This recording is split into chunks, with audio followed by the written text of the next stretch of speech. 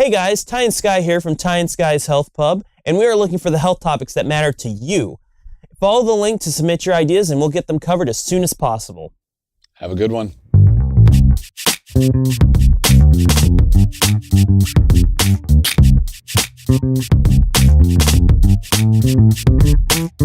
Hello, everybody. My name is Tyler. I'm joined here today by Naila. She is an MPH student at the University of North Dakota School of Medicine and Health Sciences. And today we will be discussing another kind of subtopic in our discussion about children healthcare needs. So Naila is going to be talking today about childhood obesity with me for a couple minutes. So thank you for joining me today, Naila. Thank you very much. I just wanted to kind of start out our quick conversation here by asking you, what are some of the consequences of childhood obesity? Like, why would anybody care, or why should anybody care about this issue? Well, we need to understand here that an obese child will eventually grow into an obese adult if we do not reverse this obesity issue, or if we do not make attempts to slow it down. And all those problems that an obese adult has to face for this thing, an obese child is likely to be going to face all those medical and psychosocial problems. Well, by medical problems, I specifically mean the cardiovascular disorders, or diabetes, or gallbladder diseases. But then there are also psychological issues, and we need to understand that obese children, they are more likely to be marginalized by their peers, and this sort of causes depression in them, and they tend to lag behind academically as well. So in general, their quality of life becomes really poor. And there are some studies which actually prove that obese children compared to non-obese children, healthy children, they have a shorter lifespan. So the bottom line is that obesity is unacceptable. And for children, it's really very important for us to consider the interventions, how to slow it down or how to reverse it.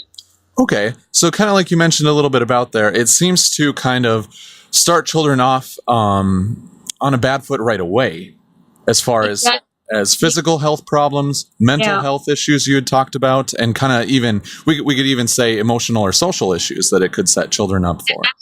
Absolutely. Okay, and those kind of become lifelong things that these people are dealing with. So the quality of life becomes poor, and that too at a very earlier compared to the children who are non-obese. So in general, this is going to deteriorate their personality from the very beginning of their life. So this is why we need to consider this issue very seriously. Okay. And I guess just kind of a follow-up question to that. What is the cause of this problem? Like, why are we having such a problem with childhood obesity now?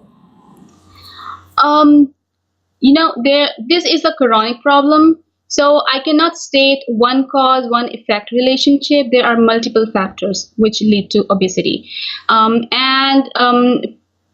the policy point of view or from the intervention point of view, I have categorized it into two broad categories. One is non-modifiable risk factors, which are, age, ethnicity, and we cannot really do anything to change it, right? We may have an understanding what age group has higher rate of obesity, and we have an understanding that which ethnic group, and we know that Hispanic children obesity rate is higher in Hispanic children. So for the purpose of policy or for the purpose of intervention, we really need to focus on the modifiable risk factors, which are mainly nutrition, physical exercise, and screen time, and finally parenting style.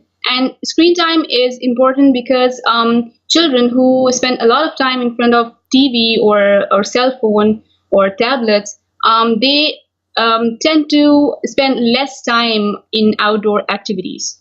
And parenting style, since we're talking about childhood obesity, so we need to understand here that children are not making those lifestyle decisions for themselves. It's the parents. So whatever lifestyle parents provide to their children, children are going to take that lead. And if parents have obesogenic tendencies, and if they do not really have an understanding of the obesity and issues related to it, children will likely be fall into this. Okay. Yeah. And I guess one final question for you. Well, I have you here today. What is the biggest kind of misconception or misinformation that you have come across dealing with this issue with childhood obesity? That's the perception, the parents' perception regarding obesity for their children. Parents do not really pick that their child is becoming obese or is becoming overweight. So for them, it's like their child is healthy, but in actual, he's obese. Okay. So this was a misconception, and I know I haven't really conveyed it in the best way, but yeah, this is something because parents perceive their child is healthy, but from the BMI point of view, it's actually overweight or obese. Okay, so there's this disconnect that you find between maybe a parent's perception on what even deems healthy or what deems obese, and maybe reality. Yeah. Or just medical field. Yeah. Yeah. So that's a little bit of misconception. Well, that makes plenty of sense. Well, Naila, thank you for joining us today. You did a wonderful job. And I do think that all of these issues that we're discussing in this series about childhood healthcare needs are very important to kind of get this information out there for the public. So I really appreciate you. Because, a few decades ago, obesity wasn't considered an epidemic, but now it is considered a new epidemic because it has become, the rate has become so high, not just in USA, but worldwide. So it's becoming higher and higher, and without us realizing it. Oh, definitely. Well, thank you again. Great information.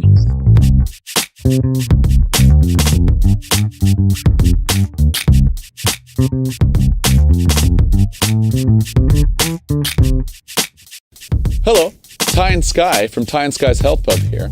Are you an event organizer looking for a way to take your event to the next level?